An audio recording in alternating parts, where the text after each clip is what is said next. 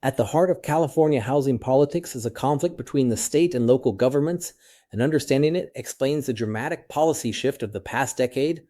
For most of California's history, cities held nearly unchecked authority over land use. A city could zone 95% of its residential land for single-family homes on large lots, and the state couldn't override it no matter how badly that worsened the regional shortage. Why did local governments systematically underproduce housing?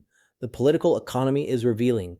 Local officials answer to the voters who actually show up at local elections, and those voters are disproportionately homeowners with financial, aesthetic, and sometimes racial motivations to resist new housing nearby. A council member who approves a big apartment complex risks an electoral challenge from angry neighbors.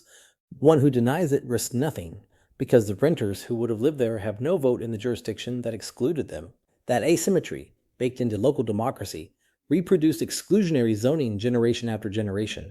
Starting in 2017, the legislature shifted from incentivizing housing to mandating it, launching the most comprehensive restructuring of state-local land use relations in California history. It came as a wave of preemption statutes.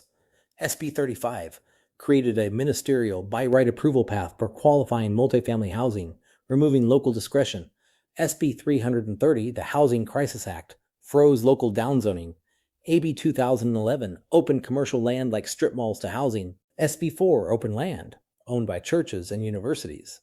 And most dramatically, SB 9 in 2021 effectively eliminated single-family only zoning across the entire state, allowing duplexes and lot splits by right on parcels that had been single-family only. What made this possible was a new political coalition. The traditional alignment had environmentalists and neighborhood groups against developers. But around 2014, the YIMBY movement, Yes in My Backyard, reframed housing production as a social justice and climate issue. They argued exclusionary zoning was the primary driver of unaffordability and that progressive officials who blocked housing while claiming to care about affordability were hypocrites.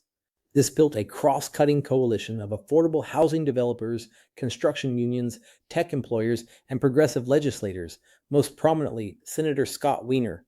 Interestingly, the practical effects of even SB 9 have so far been modest, suggesting property owners face real barriers: financing, construction costs, neighbor resistance, beyond just the legal right to build.